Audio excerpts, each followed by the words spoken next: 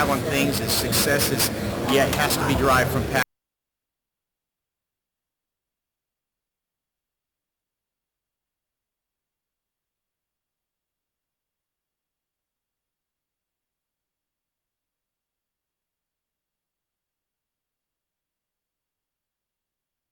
Is and well, when I grow up, I want to be just like Oh him. man, that's my line there, Master Bam. My name is Dave Kovar, and I, along with my brother and our whole team, we operate a chain of martial arts schools. And really, the kind of the outlook we have on things is success is, yeah, it has to be derived from passion. And it's my order. The way I look at our business is, it's for me, it's more about martial arts first. It's about teaching second. It's about business third. And that's the priority that we do things. And that so far is kept us growing. And success is fleeting. What I mean by that is that, you know, you might be successful today, but tomorrow you got to get up and what happens if you don't show up to your business for a week or you're rude for people for 3 days? So you can never, you know, it's like happy but not satisfied. You're happy with you are, but you always got to be striving every day. Okay. Our first question for you is, what makes? Can we go right here just because okay. Put your foot. Okay, you got it. So they won't open the door on you. Okay. What makes a great entrepreneur? I think somebody that thinks about their business, you know, they don't have to be working 24/7, but they're committed to it. You know, in most cases, the guys that I know that I look up to as role models, they live the life of meeting. They're not maybe big sports fans. You know, they're not. What they think about when they go home is they think about their business, and it's not they're not workaholics. They just love what they do, and they're constantly committed to kind of getting to the next level. You know, and I think if to sum up, what a great entrepreneur would be someone that really has the passion and the desire, but also takes action. How would you say struggle defines a great entrepreneur? How about what? Struggle. How does struggle define? I think it doesn't. I think adversity doesn't make someone; it reveals them. And you know, some people fold under pressure, others rise to the moment. Okay, and so I think successful people have failed more. They just overcome it. If you look at the face of a lot of people, you can see that life is beating them down. Okay, it's like I think resiliency is not talked about as much as it should, because every successful person has had their share of defeats. What it is they don't let them get them down. They just keep striving. Okay. How important is loyal and committed customers? Oh man, it's everything. It's absolutely everything. And in business like the martial arts business, you know, what you have is an instructor-student relationship. That's what you have. You need to have a clean school, there's no doubt about it. You need to have a good business model. But at the end of the day, you have to have people that love your school and want to come back.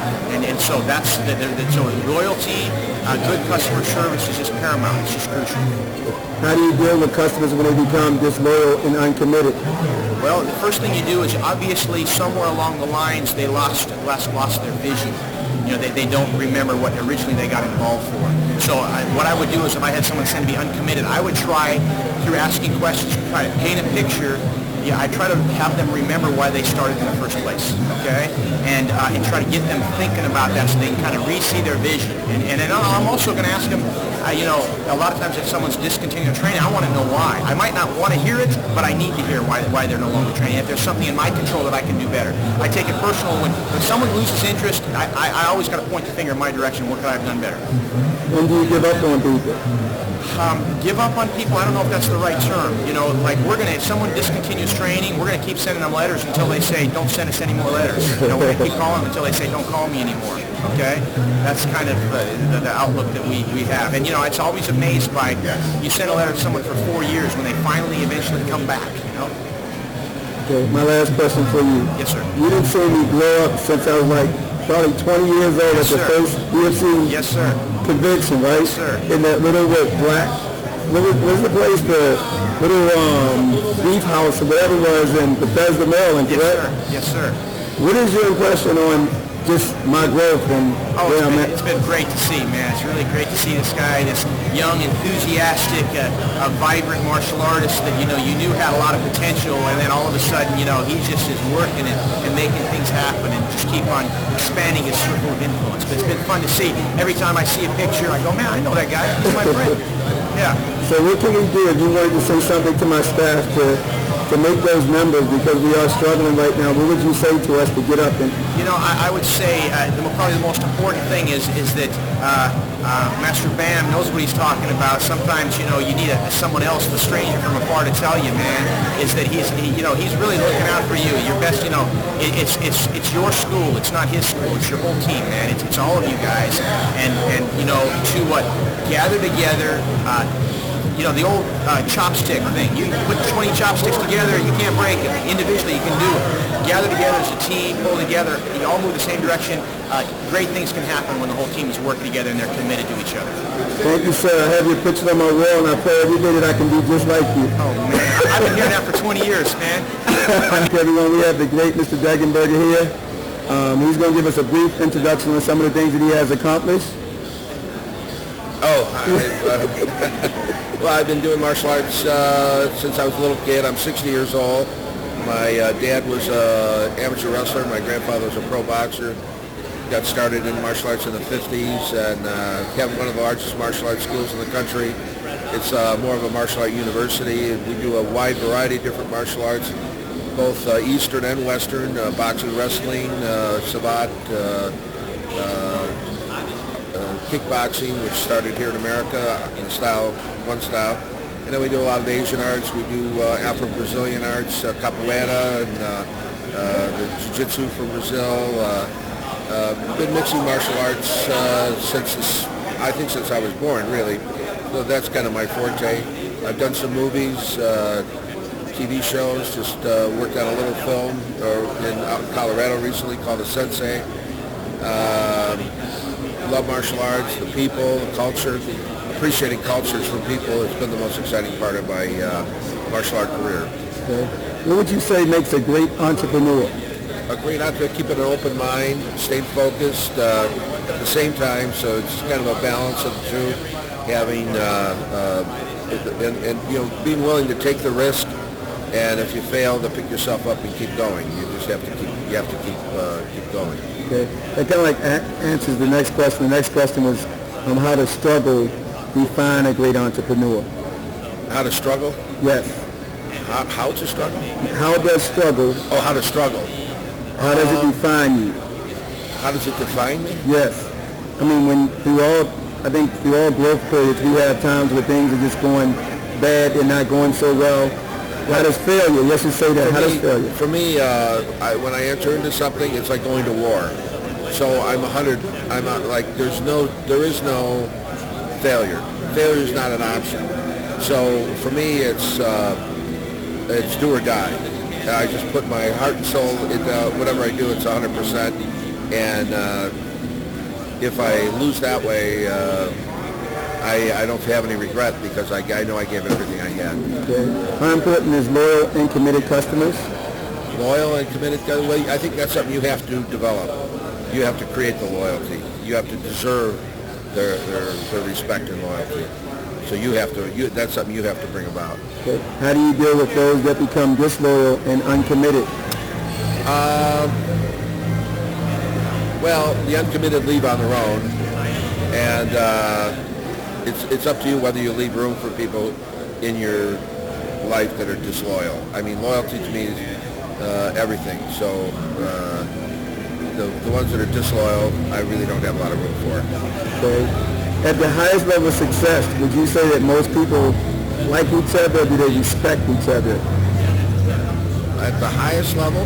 Yes, even in competition, like in business. Oh, I know the people that, like, I've known, I mean, that's what makes you great, your competitors, is what spurs you on to greatness. And without them, you wouldn't be able to grow at all. It's like the whole industry coming up, or the fighters, this one trying to fight that one, makes this one a little better, makes that one a little better. That's what spurs us on to greatness, is otherwise if we were sitting alone, middle of the desert or something, you got nothing to do, nowhere to go, there's nothing happening. So you need different people, vive la différence. You have different people, you need to have that interaction. Okay. Last question, you didn't sing Negro over the years in my school.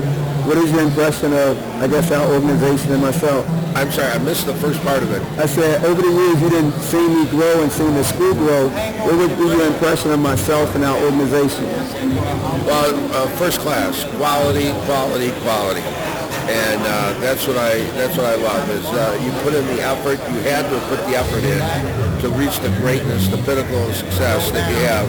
But the bottom line is that you haven't let that get in the way of you truly being with people.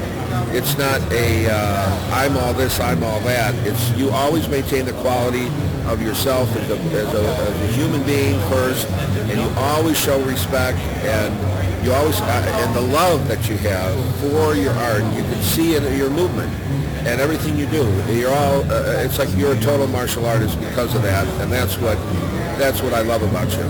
I love you too. I give you a kiss too. Not on the lips. Maybe even that. Who knows? Thank you, sir. Everyone, we have Mr. Steve LaValle, one of the greatest martial artists in the history of martial arts, and my role model and hero. I'd like him to give us a brief introduction on himself. Well, I'm currently overseeing 9 locations. We have 4 dojos, including our world headquarters in development now down in Fort Lauderdale, and we have 5 up in Syracuse, New York, and planning on being up to 20 by 2010. So we've got plans for growth in the future. Okay. One question is, in the past, many people look at martial arts as not being a career of choice because you can't really support your family yourself through this industry. Do you think that has changed over the years? Dramatically. I mean, I never agreed with that view myself, but I have seen that and dealt with that. Being in the martial arts now professionally for celebrating my 30th anniversary on November 1st, I've earned a fine living in it that can certainly support my family and many others, but I'm also seeing people under me that are learning the system. I think one of the challenges with the martial arts is we're so much into just the martial arts that we don't become black belts in business. And weekends like where we're at here now at the EFC Black Belt Summit does teach you to become a black belt in business. And when you can become parallel, an expert in the business as well as an expert on the floor and on the mat, that's when you're going to see you can definitely earn a fine living. Okay. Our next question is, what makes a great entrepreneur? Well, I can talk about being a great martial arts entrepreneur, right? Plugged in. 24/7, you're passionate about what you do. It's not work, it's pure joy. They say there's over 2 million self-made millionaires right now. Well, those are entrepreneurs. Those are people that decided that we're going to become millionaires, be wealthy and successful. But they do say that they average work of 59 hours plus a week. Well, I've never expected to be a 40, 45-hour-a-week person. When you're willing to commit yourself to 60-plus hours of work, putting your head down and working on it, you're bound to be successful in what we do. What was that? How does struggle define a successful entrepreneur? I'm sorry, I didn't catch that one. How does struggle define a great entrepreneur? Well, you look around in the martial arts, there's so many great entrepreneurs, but they're masked. You look at Ernie Reyes, everybody looks at his demo teams, and they look at what he's done with his son through some of the movies, etc. But that man's overseeing a major martial arts empire, and again, he's got that passion for it. He struggled. He went through his times. I'm sure if you could talk to anybody in the martial arts field, how many lived in their dojo or had to spend more hours in their dojo than they might have cared to get where they're at now? I started in a 2-bedroom trailer, living with my brother Joe. Now I live in a $2 million estate on the Intercoastal in Fort Lauderdale, Florida. So I know it can be done. If I can do it, anybody can do it. How important are loyal and committed customers? Well, you have to create them. I think if you're loyal and committed to them, you're going to have more of them that are loyal and committed to you. How do you deal with people that become disloyal and uncommitted? Physical beatings, threats, Tony Soprano, send up the hit squad after them. Other than that, there's another theory. Leave them to heaven. Just, forget about it. Move on. There are so many that will be loyal and committed. You can't lose sleep over that small percentage that aren't. Right. Next question is, at the highest level of success, would you say that most people truly like each other, or do they learn to get along? I don't know. I'm not at the highest level yet. I still got a lot more levels to go, but I do see, at least in the environment I've surrounded myself with, we love each other. It's not like, it's love. Okay. Last question. Over the years, you didn't see me grow since I was like a little just a little teenager struggling through all these obstacles. What is your impression of how far I have came and our organization have came? Well, I think I've always thought you've had tremendous talent, ability, skill, and even some natural genetics that I think are blended in there, and certainly committed to the martial arts and the lifestyle. And I think that if we all continue to expand ourselves in every area, we're going to see that in the next 10, 20 years, we're not just take ourselves, we're going to take the entire industry to a whole new level of impact of what it's doing in the world. They say that in the U.S. we're only impacting about 2% of the population. That means 98% of the people out there aren't training yet. We got to get them into it. See, I remember you when you used to be in Karate Illustrated in your little black uniform, being in the top ratings and all that stuff. And since those days, I used to admire you. And even today, I still want to grow up and be just like you, sir. Thank you, sir. All right. We got the great Master Tony Thompson, one of the founders of the great Ernie Reyes West Coast Taekwondo. Can you give us a brief introduction on yourself, sir? My name is Tony Thompson, and I'm a custodian over at Ernie Reyes. No, we're founders. I pretty much handle the business end over at the corporation headquarters. Okay. Our question for you is, what makes a great entrepreneur? Foundation. What I would say to make a great entrepreneur is making sure whatever field you go in, whether it's the educational field, the martial arts, that you do your groundwork. Make sure you know all entities of whatever business you're going in. Set your foundation, then set your goals. Once you have the foundation set, and you set a series of attainable goals where you can have one goal like every 6 months that you know you can obtain, and once you get the confidence, then the sky is the limit. How do you say struggle defines a great entrepreneur? Defines a great entrepreneur? There's no such thing. I think it has to come from the heart. If you really believe in what you're doing as an entrepreneur, you're going to achieve a certain amount of greatness. So I would say the more you feel or sense the heart and soul that you have into whatever topic you're going to, you know when you reach the top. But I think all entrepreneurs will also say you never really reach the top, because entrepreneurs, the ones that really do it, they're set obtainable goals that can't be obtained.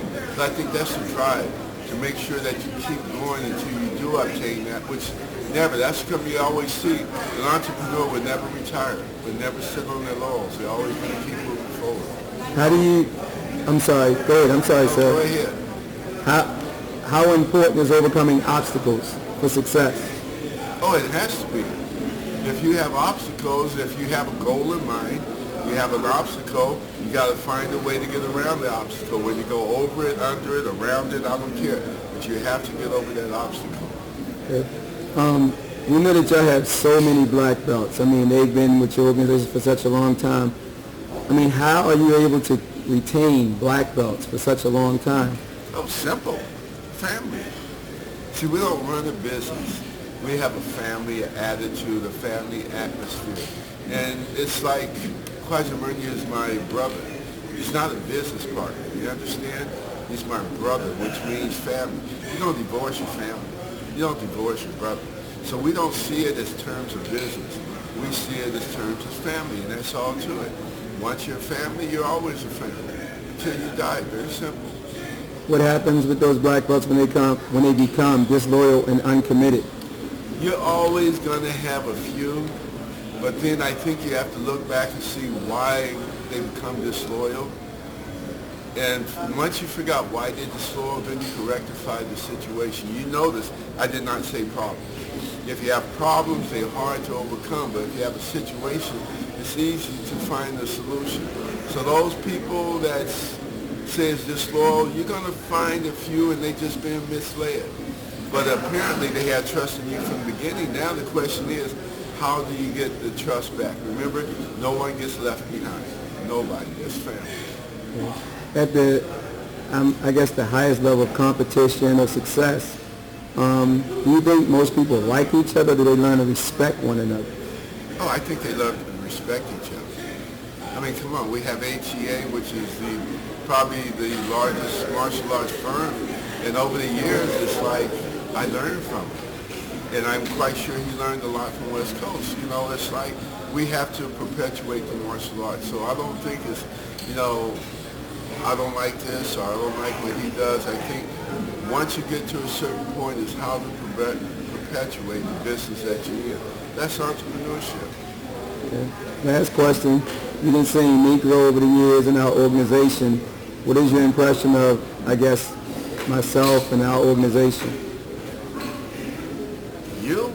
You've always had championship written all over you right from the beginning.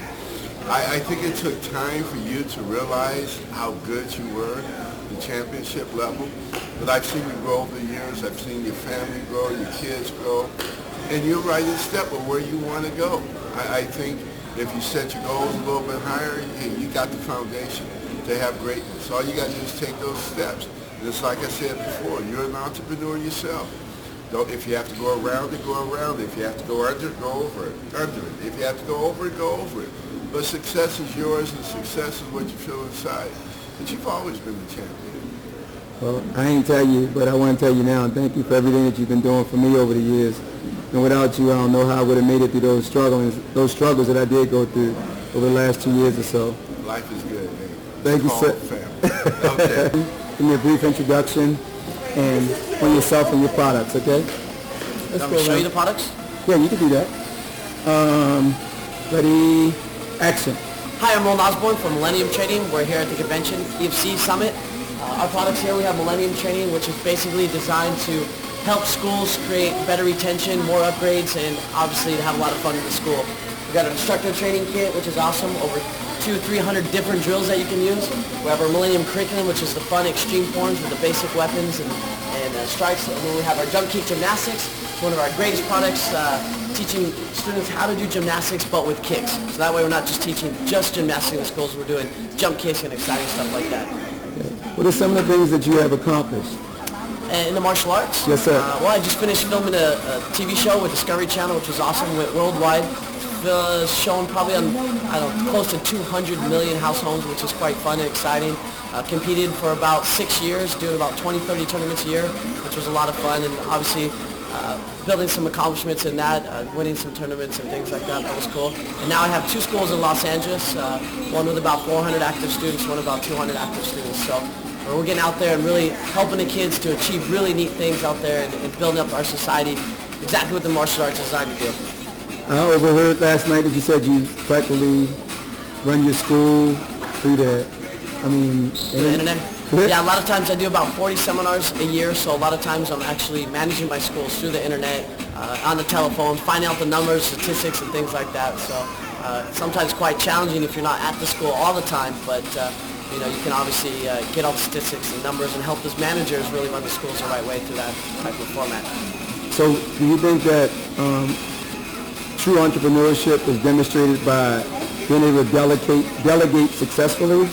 Absolutely. To be a true leader, obviously you got to duplicate yourself and help other people escalate themselves to a higher level, and that's giving them the skills they need to be the leaders themselves so that they can run the school or run their business or do whatever. You want to give them those qualities that are help them to achieve the things that they want to achieve. How do you feel about those people, I guess myself in particular too, who say it's kind of hard to get away from the school, they can't do it like me? That's probably one of the biggest challenges because, as a leader, sometimes the hardest thing is to step out of the way and let other people go up. But because you want to do everything yourself, obviously you want to teach the students, and if you're a good martial artist, you have a high quality control there that you want the students to be really good. But sometimes you just got to look at it and you just got to step out of the way so those people can take over those positions and do that, take that leadership role as well. Okay. How important is overcoming obstacles and struggles on your path of success? Obviously, in anything that you do, you can't win every time. So being a good loser is actually one of the best qualities you can have because, everybody loses, and it's the people that continue to strive and continue to work hard no matter what are the ones that learn from those losing experiences and end up winning at the end, right? Right, yes, sir. How important is loyal and committed customers? Say it one more time. How important are loyal and committed customers? Loyal and committed. loyal and committed customers are probably your best customers because they're the ones that are going to keep coming back. Obviously, it's a lot cheaper to keep a customer than it is to get new customers.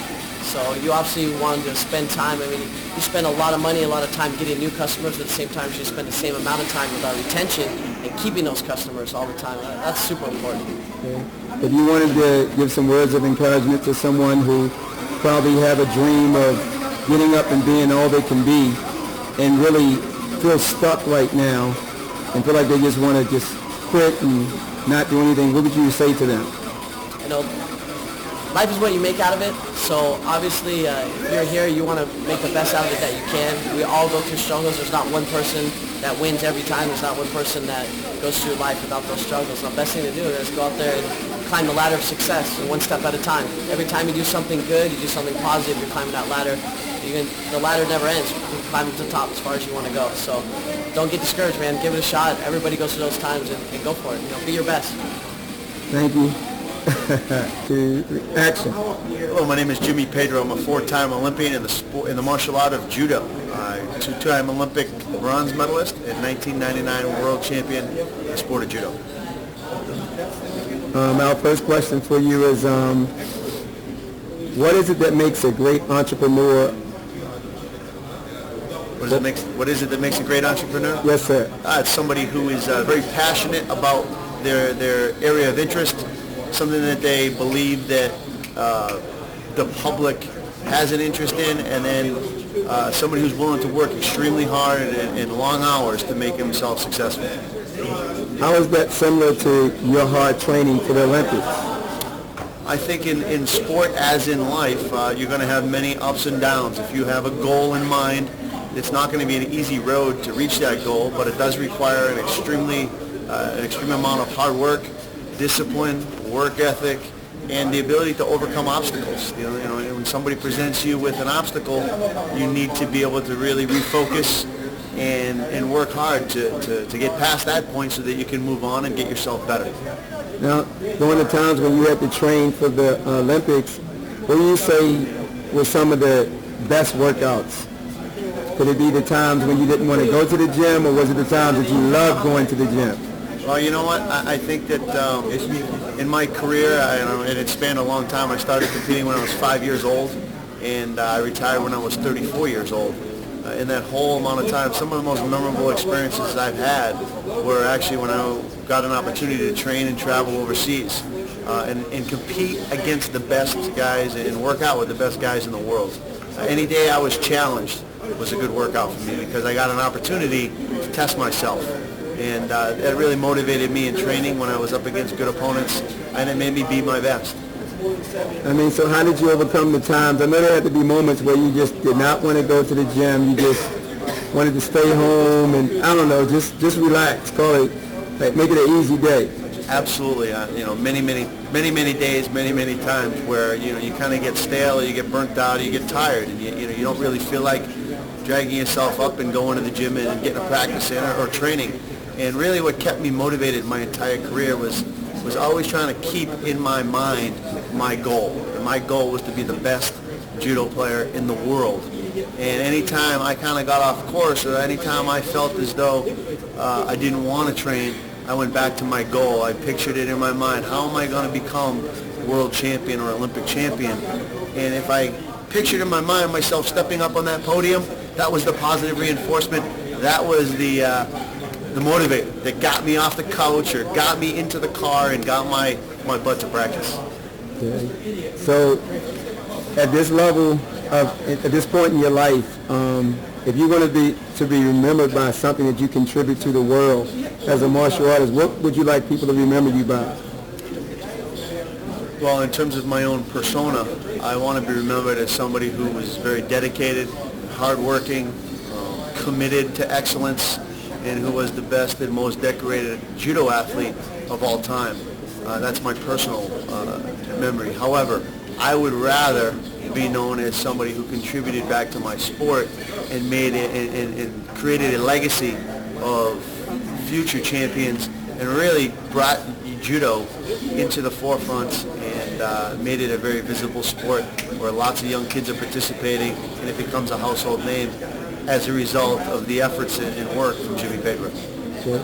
From doing our martial mixtapes, how do you, I don't know what's the question. What did you think about the movement and the things that we're trying to do to educate the general public about the values of martial arts?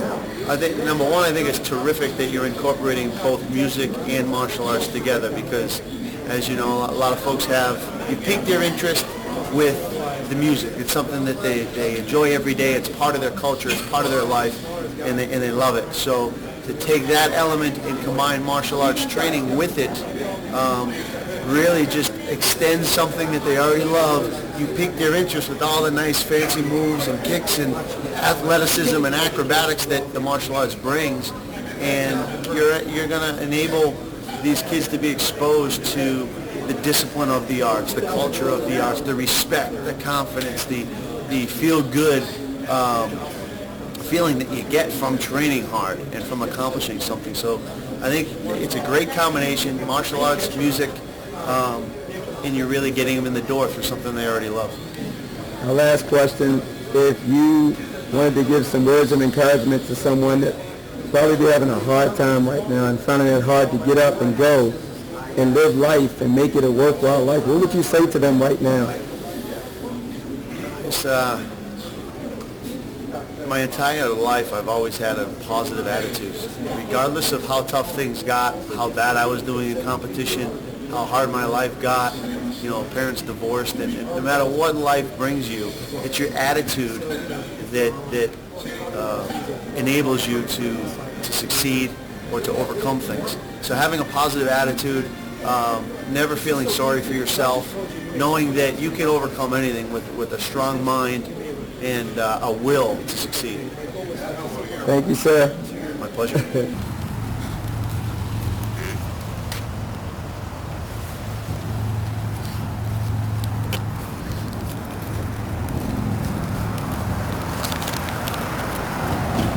All right. Here in Florida, y'all.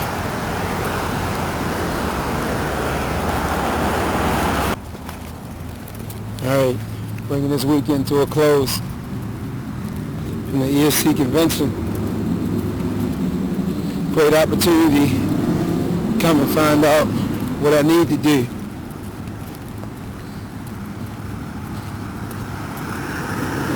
Get some support for the martial mixed movement, but most importantly, to be reconfirmed.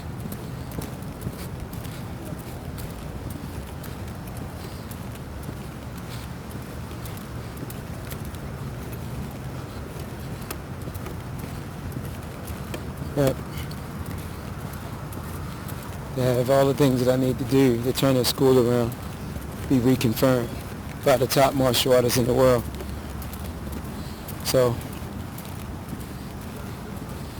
this weekend was a great weekend. Great opportunity. And I know that I have the entrepreneurship spirit and the passion and the vision. And everything that I'm doing and the whole path that I'm on is the path I need to be on. And I thank God for these opportunities. It's going to change, and I'm going to break through like never before.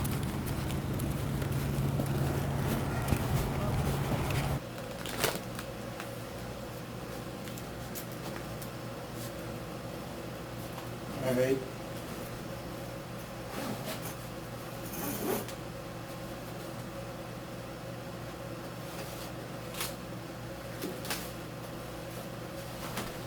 Hey everybody, I'm back at you with a whole new book, the new Michael Jordan book, Driven from Within.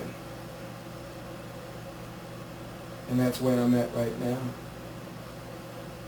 Everything that I'm pushing for and that I'm striving for today is all the things that I'm trying to accomplish from my motivation from inside myself, 3 inches below my belly button. You know, I want peace.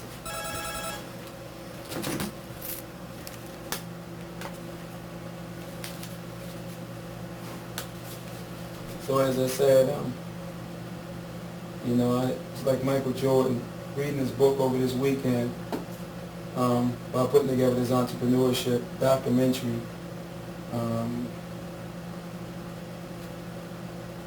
It helped me redefine my purpose.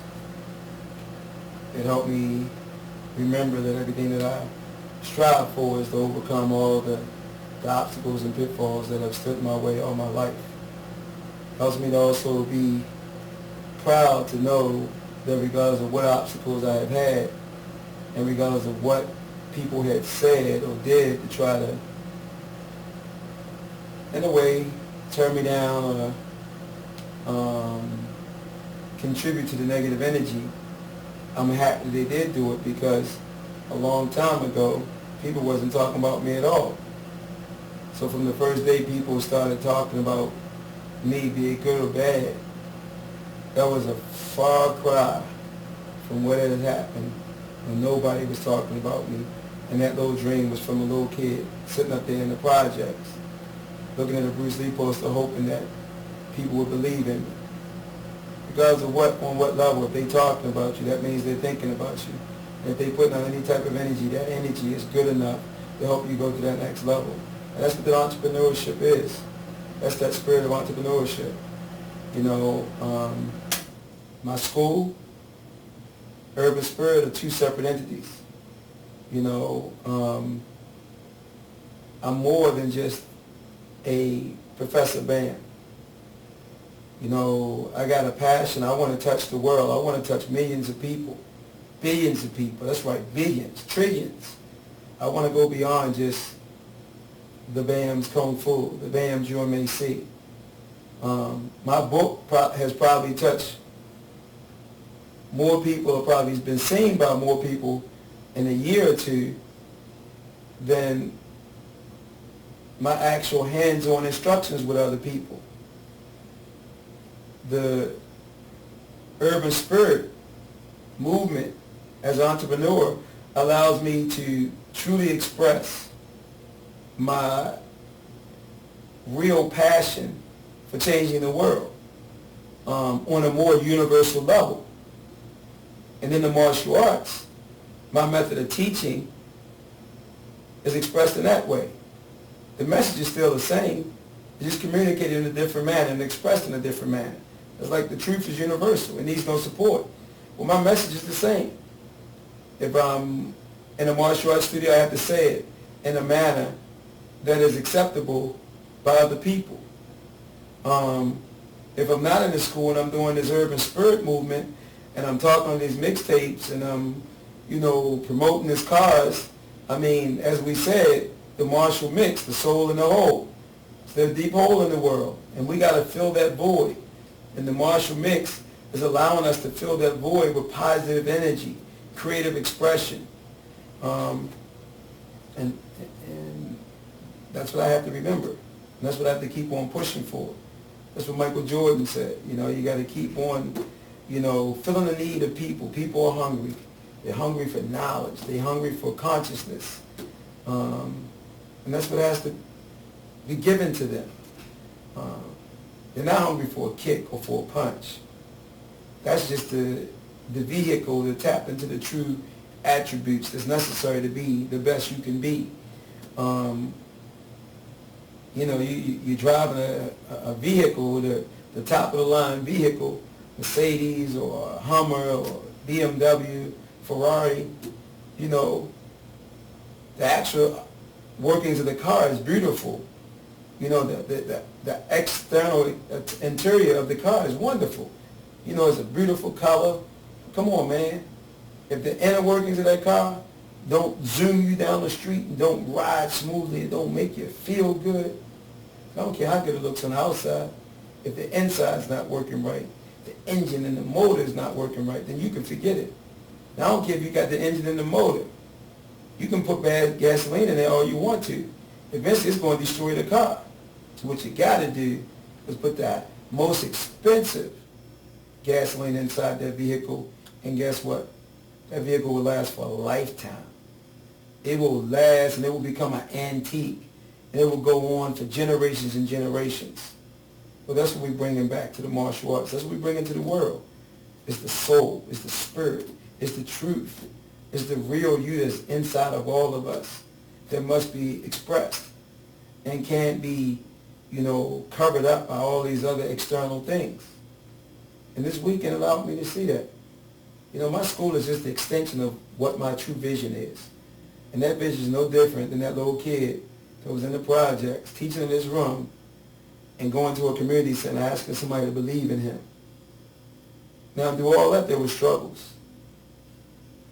It's time to stick to the systems, because there was a system that got me the way I'm at right now. And I need to change the systems. Why recreate the wheel? So entrepreneur is the one that constantly finds creative ways to express that system and elevate his calling. That's how we coming, and that's what life's all about. I hope y'all tune in next time for the next Urban Spirit production. This was a little bit more corporate, but at the same time, it's down to the lowest level, because the same things you do at this level is no different than what you do at that level. Don't matter.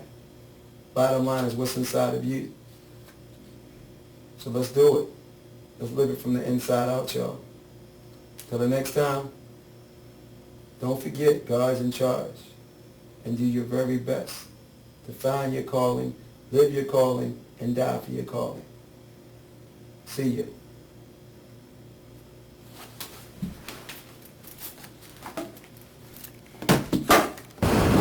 What's going on, y'all? Carmichael Simon here in Orlando, Florida, out here for the 2005 Disney's Martial Arts Festival. Why am I here? The reason why I'm here is to promote the youth, the younger generation who have helped inspire the next level of martial arts and has taken what I helped define as an athlete in the martial arts, sport karate, through martial arts ballet, through stunting, and hopefully now into the Shaolin groove. You guys will hear more about that as you start to follow the urban spirit and recognize movements. Obviously, you guys know my past. Just look it up on the internet. I'm just here to represent. This is my passion. This is my love. This is my heart. This isn't about the money. This ain't about the grind. We grinding. We just here in Orlando, entrepreneurs investing in our own personal space with our own careers, giving back to the children and making sure that there's a proper path for each and every one of you all who are training properly to know that there is a future to your art, to your sport, and to your lifestyle. I just want to give a brief introduction. A lot of people don't know, and I always tell these people that's a black belt. I said, you done had John Valera on the cover. You done talked about Mike Chat on the cover, and this is from the heart. And they're going to see this when I put this on his mixtape. The person I said that they should have in the Black Belt Hall of Fame, and the person they should have on the cover is Carmichael Simon, because you were the innovator, you were the trendsetter of that next generation of martial arts, music, extremes, all those crazy things. And, I know you stepped back away from the martial arts at one time. Tell us that. Why did you step back at that particular time at the WMAC Masters? First and foremost, everybody has to understand my purpose to do competition was to only perform. I wasn't out there to re-innovate or try to evolutionize or have a marketing strategy or business plan on how to restructure our sport. I came out there from the heart, first and foremost. I never went back to reclaim the fame. I'm not here to reclaim the fame, but there's a truth to be told in our sports. My closest friends, as you stated, John Valera, Mike Chat, deeply from the heart, they continue to be the innovators, the mentors, and the people we will continue to admire that have also defined the sport with myself. After WMAC Masters, after winning 1995 Triple Crowning and winning the top 4 tournaments, as well as being on John Paul Mitchell, Metro All-Stars, being a junior affiliate, Kid Carmichael, whatever it may be, being on a MasterCard. It's nice, it's beautiful status. But at the end of the day, we all have to understand it comes back to education. We are all teachers as well as practitioners of our arts. So we have to understand that if we cannot evangelize effectively and communicate our philosophies, our thoughts, and apply them effectively, then there's no purpose in what we do. So I'm out here to give the wisdom and to understand that to go back to your education. And whatever your career is, wherever God paves the way for you, continue to read, continue to educate, continue to feed your mind, your body, your soul, your spirit. And one day it's going to come together for you all, as it's coming together for me now. And I have a platform that I can help make a change and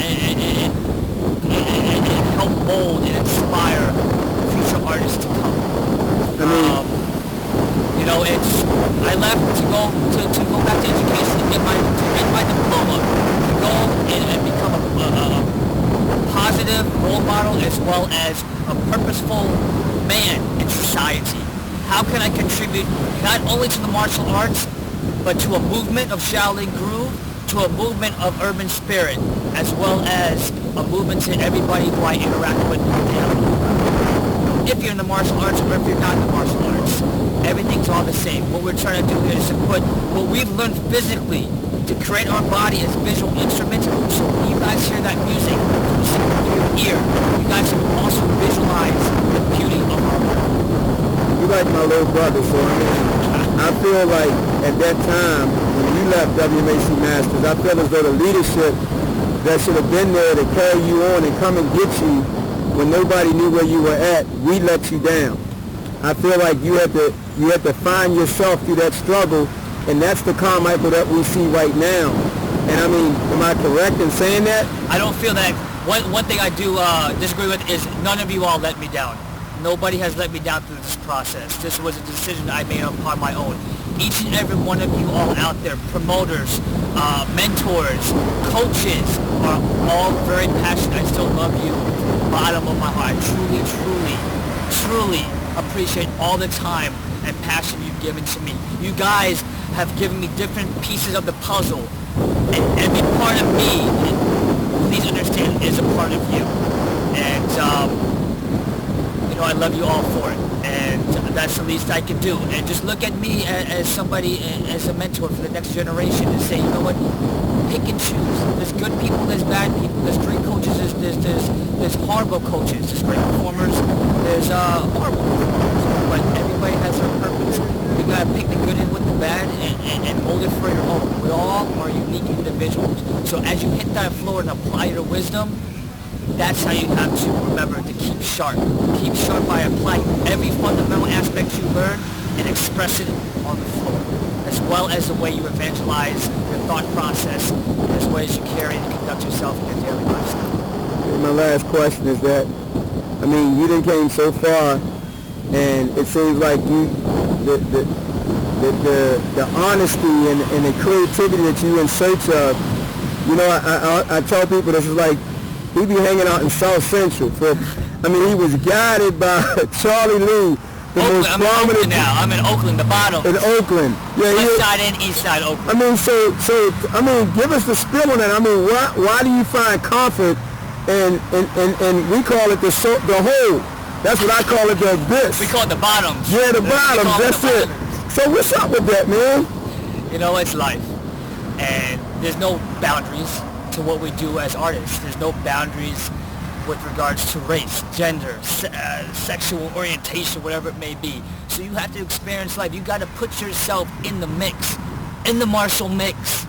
You got to put yourself in the groove, into the Shaolin groove, and you got to recognize that at the end of the day, you have to understand that the only way you can truly understand the application of life is to take what you learned, the education, what you learned in those books, those textbooks, and apply it in the real world. This ain't hype, this is the truth. So at the end of the day, put yourself in those experiences and do not prejudge anybody, because you never know.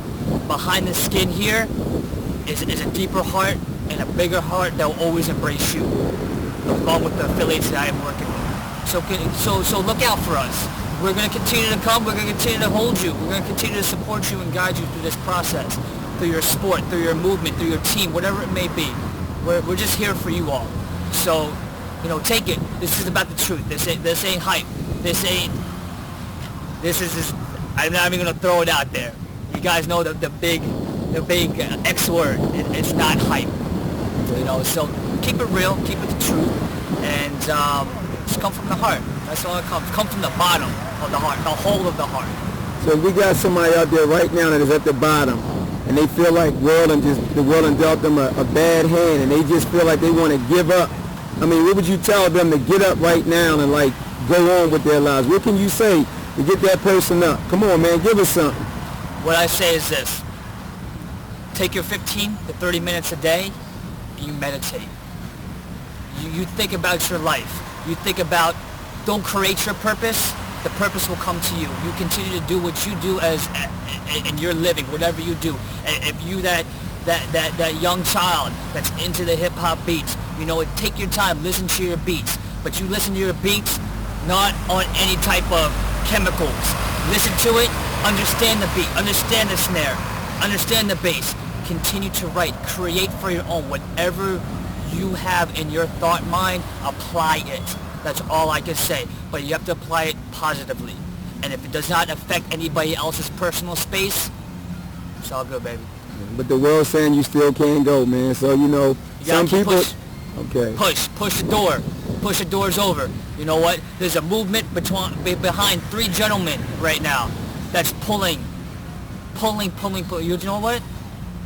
Keep going, man. That is your purpose. If you feel as though everybody's pulling you down, you know what your purpose is? Your purpose is to push forward, because that's why. Because you got 100 horses pulling you the opposite direction. You need to keep going, because that is your purpose. Because you know why? Because when you overcome those obstacles, then you can go speak to the next generation who come up, who feel as though they don't have that opportunity. And you know what? That's when you become the educator, and that's when you have applied that experience. And now, you know what? You become the master of your own destiny. All right, everybody. That's not Kid Carmichael. That's Carmichael the man. Carmichael Simon. Yes, sir.